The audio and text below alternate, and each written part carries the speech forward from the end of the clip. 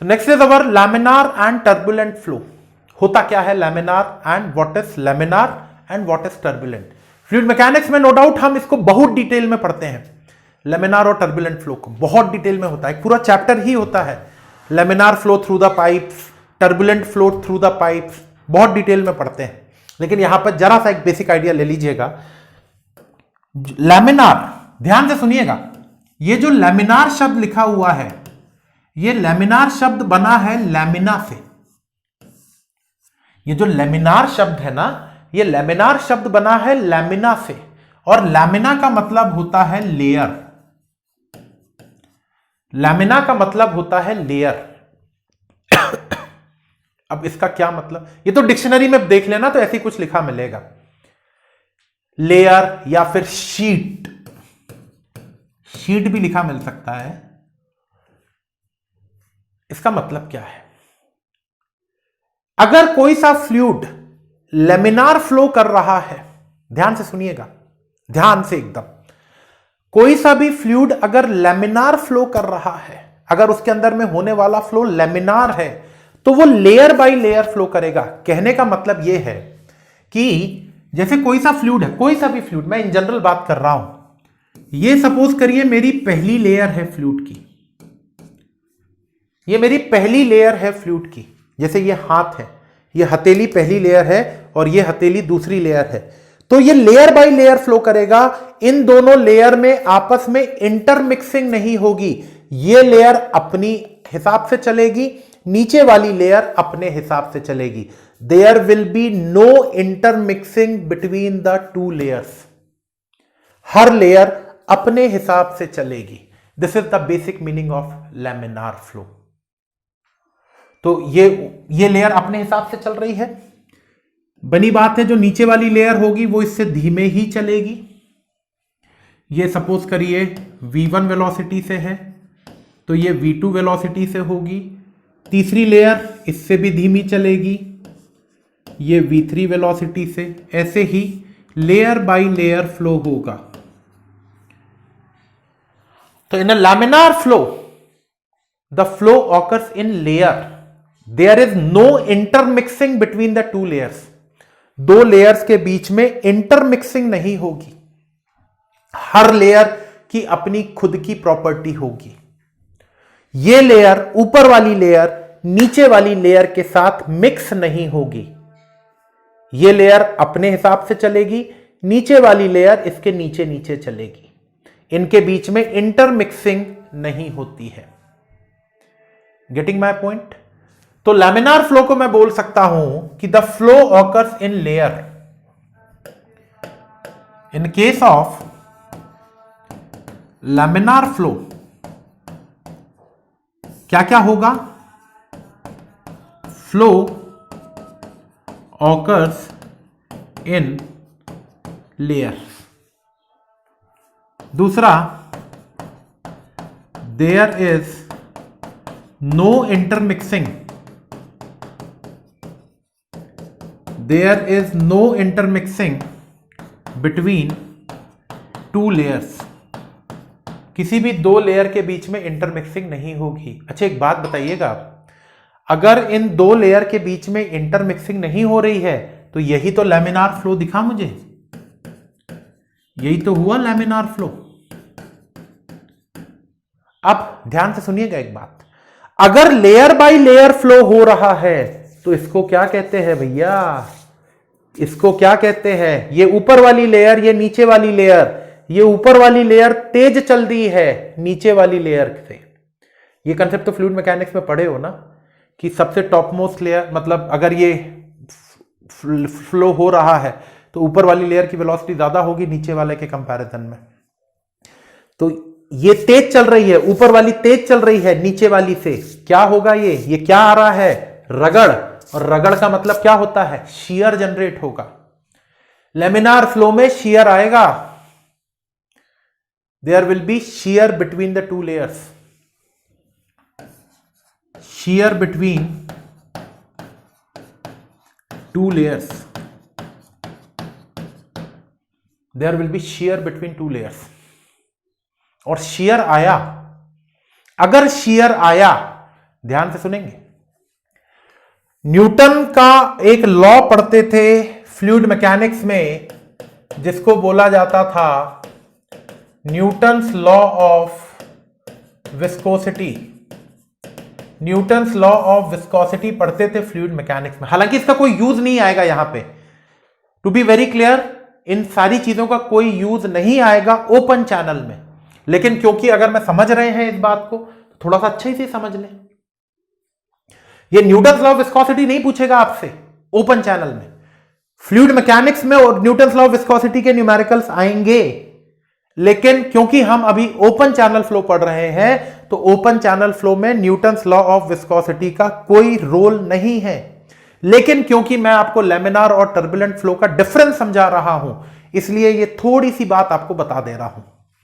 तो Newton's law of viscosity कहता था टाउ इज इक्वल टू होता है mu times du by dy, जहां पे u is the velocity, y is the distance between the two layers, mu is the dynamic viscosity and tau is the shear stress. tau क्या है भैया? what is tau? tau is shear stress. what is mu? mu is dynamic viscosity. du by dy velocity gradient है, उससे अभी मतलब नहीं मुझे। इन दोनों को देखिए जरा, अगर शियर आ रहा है तो शियर के साथ कौन एसोसिएटेड है? विस्कोसिटी है कि नहीं है? इस फॉर्मूले के हिसाब से अगर शियर आ रहा है तो shear is associated with the viscosity. और मेरे लैमिनार फ्लो में शियर आ रहा है, मेरे लैमिनार फ्लो में शियर आ रहा है, इसका मतलब laminar flow is associated with the viscosity. Laminar flow जो है वो विस्कोसिटी के साथ एसोसिएट होता है। तो लैमिनार फ्लो को मैं विस्कस फ्लो भी कहता हूं। लैमिनार फ्लो को मैं विस्कस फ्लो भी कहता हूं। सिर्फ इतना ही जानना है अभी, बाकी लैमिनार फ्लो डिटेल में फ्लूइड मैकेनिक्स में पढ़ते हैं। अब टर्बुलेंट क्या होगा भैया? What is turbulent flow now? इसी का उल्टा, flow does not occurs in layer, there is intermixing between the layers, there is no shear and it is connected with a non viscous flow. मतलब turbulent flow को viscous flow तो नहीं कहेंगे, इसका उल्टा। क्लियर? चलिए, यह बात हो गई लैमिनार टर्बुलेंट के बारे में। This is about laminar flow and turbulent flow. Laminar मैंने आपको बता दिया, इसका उल्टा टर्बुलेंट हो जाएगा। अब ध्यान से एक और बात, आपने ध्यान दिया होगा जब आपने फ्लूइड मैकेनिक्स पढ़ा होगा, तो आपने देखा होगा कि जब भी लैमिनार और टर्बुलेंट फ्लो की बात आती है तो रेनॉल्ड्स नंबर का यूज होता था। जब भी लैमिनार फ्लो और टर्बुलेंट फ्लो की बात आती है तो वहां पे रेनॉल्ड्स नंबर का यूज होता है। अब रेनॉल्ड्स नंबर क्या होता है, रेनॉल्ड्स नंबर कैसे फाइंड आउट किया जाते हैं, मैं उतना ज्यादा डिटेल में जाके वो बात तो यहां पे नहीं बताऊंगा आपको, क्योंकि वो बातें फ्लूइड मैकेनिक्स में खूब ज्यादा डिटेल में पढ़ी जाती हैं। यहां पे जो चीज आपको जाननी है सिर्फ वो ही बताऊंगा, वो अगली स्क्रीन पे। हमेशा याद रखिएगा कि laminar and turbulent flow, laminar flow या फिर turbulent flow are associated with Reynolds number. They are associated with Reynolds number. Reynolds number क्या होता है, कैसे फाइंड आउट किया जाता है, इसका सिग्निफिकेंस क्या होता है, ये सारी बातें फ्लूइड मैकेनिक्स में है बेटा। ये एक डायमेंशनलेस नंबर होता है। इतना बता देता हूं बस मैं आपको कि ये रेनॉल्ड्स नंबर जो होता है ये एक डायमेंशनलेस नंबर होता है and it is equal to inertia force और विस्कस फोर्स का रेशियो। सिर्फ इतना बता दे रहा हूं आपको यहां पर, बाकी सारी बातें फ्लूइड मैकेनिक्स में डिटेल में होगी। तो Reynolds number is the ratio of inertia force to the viscous force. और जहां पर भी लैमिनार और टर्बुलेंट फ्लो की बात आती है वहां पे रेनॉल्ड्स नंबर का जिक्र होता है, पक्की बात है। क्यों होता है रेनॉल्ड्स नंबर का जिक्र? क्योंकि Reynolds number is associated with the viscosity. Reynolds number is associated with the viscosity, और मुझे पता है कि अगर फ्लो लेमिनार है तो विस्कोसिटी तो आएगी वहां पर, इसीलिए लेमिनार फ्लो की बात जब भी होती है तो रेनॉल्ड्स नंबर की बात होती है। खैर, ये बातें आप फ्लूइड मैकेनिक्स में पढ़ेंगे। मुझे जो बात बतानी है वो मैं आपको बताता हूं। जब आपने पाइप फ्लो पढ़ा होगा फ्लूइड मैकेनिक्स में, तो पाइप फ्लो में अगर रेनॉल्ड्स नंबर की वैल्यू 2000 से कम होती है तो आप बोलते हैं कि फ्लो लैमिनार है भैया, फ्लो इज लैमिनार। अगर रेनॉल्ड्स नंबर की वैल्यू 4000 से ज्यादा होती है तो आप बोलते हैं कि फ्लो टर्बुलेंट है। यह पाइप की बात बता रहा हूं। और अगर रेनॉल्ड्स नंबर की वैल्यू 2000 से 4000 के बीच में होती है तो आप बोलते हैं कि फ्लो ट्रांजिशन स्टेट में है। ट्रांजिशन स्टेट में है मतलब वो लेमिनार से टर्बुलेंट की तरफ में धीमे धीमे धीमे धीमे कन्वर्ट हो रहा है। ये जो बात लिखी है बेटा, ये तो सिर्फ पाइप फ्लो के लिए है, लेकिन ओपन चैनल में, भाई ओपन चैनल में भी तो लेमिनार और टर्बुलेंट फ्लो हो सकता है। तो याद रखिएगा, इन केस ऑफ ओपन चैनल्स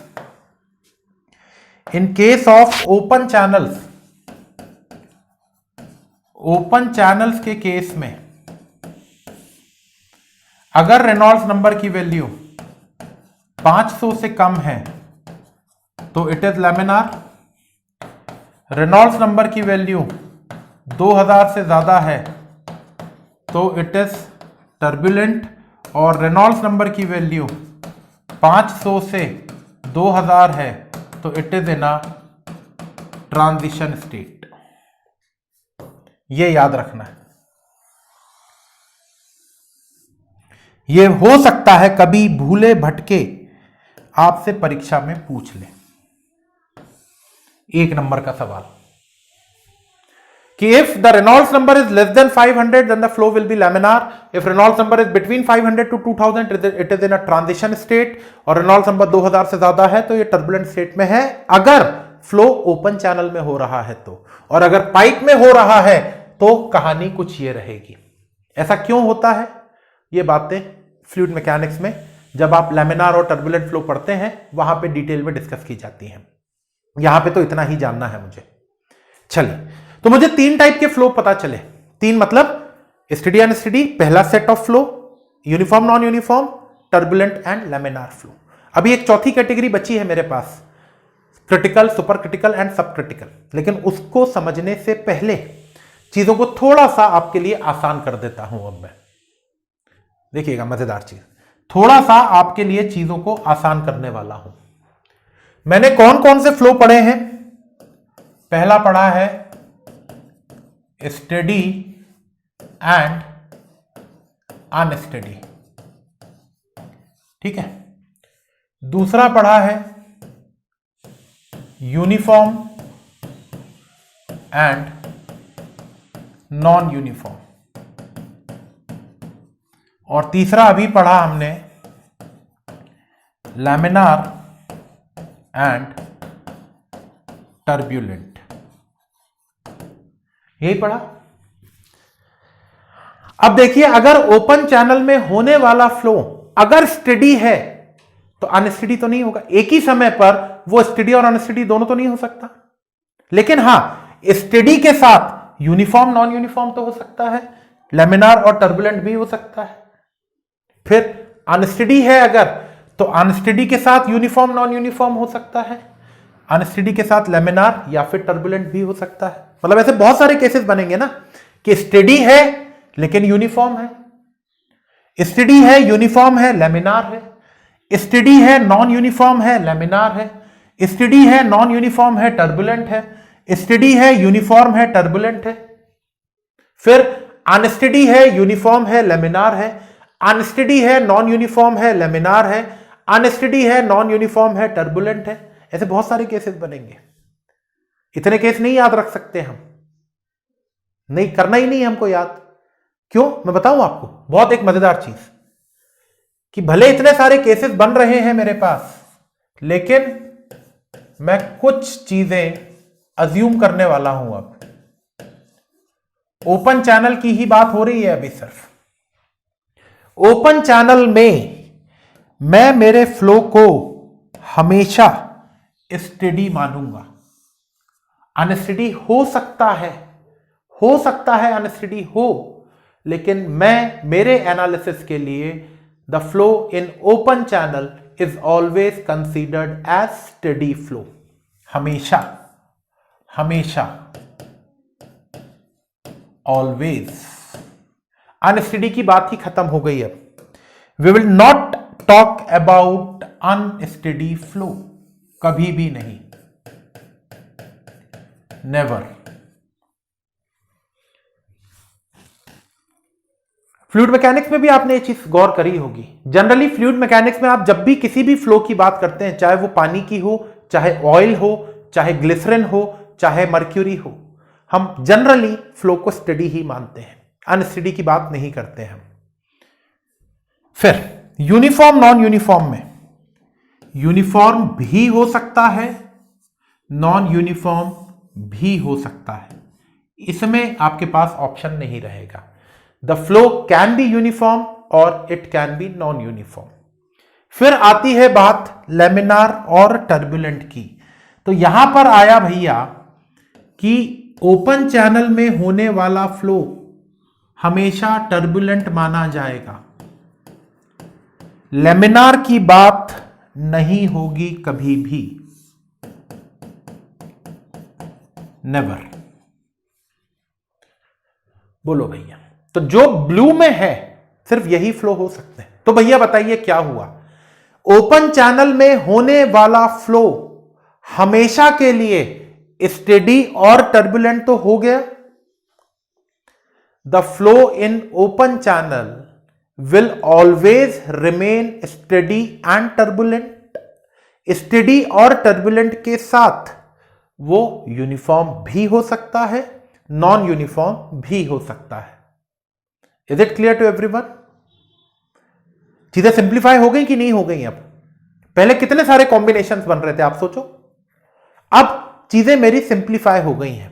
कैसे सिंप्लीफाई हो गई? तो अब देखिए ना, अब मैं अगर आपसे बोलूं कि what are the different types of flow in open channel, इससे पहले मैंने एक जनरल ओवरव्यू लिया है हर तरीके के फ्लो का, लेकिन जिस ओपन चैनल में मुझे फ्लो को एनालाइज करना है, मैंने अब अपनी चीजों को कन्फाइन कर लिया है, अपनी चीजों को एक लिमिट में बना लिया है कि अब जिस ओपन चैनल के फ्लो की बात मैं करूंगा, फाइनली मेरे ओपन चैनल में होने वाला फ्लो, ओपन चैनल में होने वाला फ्लो कैसा होगा भैया?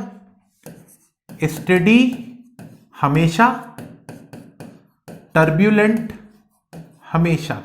इसके लिए आपको कोई चीज सोचनी ही नहीं है, फ्लो स्टेडी और टर्बुलेंट तो हमेशा रहेगा। इसके साथ इट कैन बी यूनिफॉर्म और non uniform. It can be uniform और it can be non uniform. तो अब बार बार आगे जब हम ओपन चैनल पढ़ेंगे तो बार बार स्टेडी और टर्बुलेंट का नाम नहीं लेंगे, स्टेडी और टर्बुलेंट का नाम नहीं लिया जाएगा, क्योंकि जो फ्लो हो रहा है वो स्टेडी और टर्बुलेंट तो है ही वो।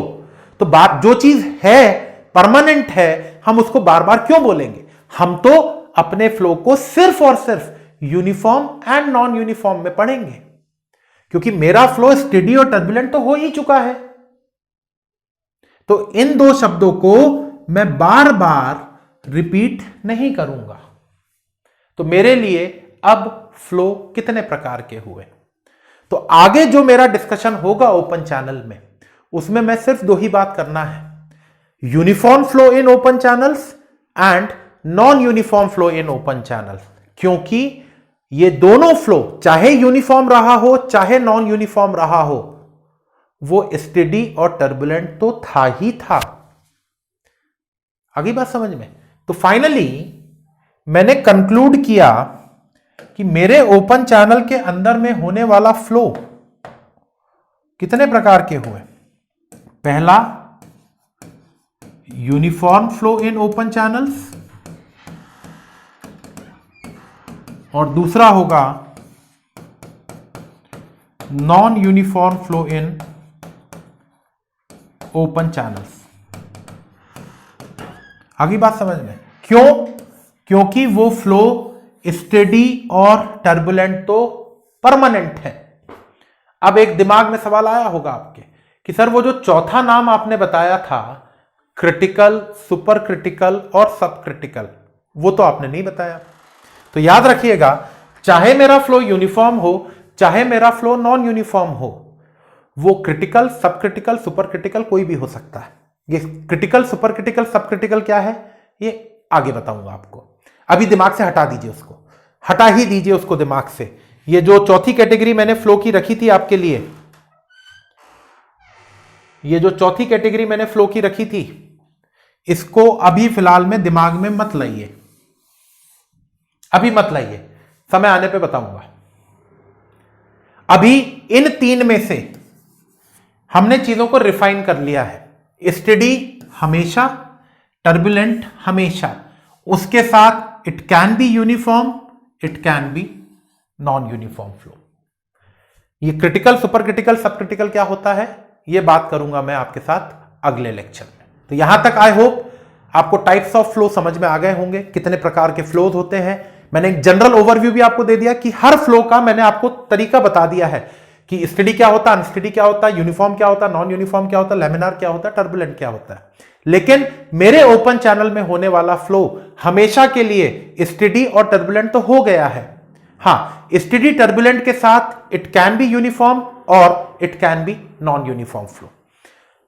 इसके बाद जो चौथी कैटेगरी थी उसको मैं डिस्कस करूंगा आपके साथ अगले लेक्चर में, क्योंकि वो एक अलग ही बात है। ठीक है, चलिए।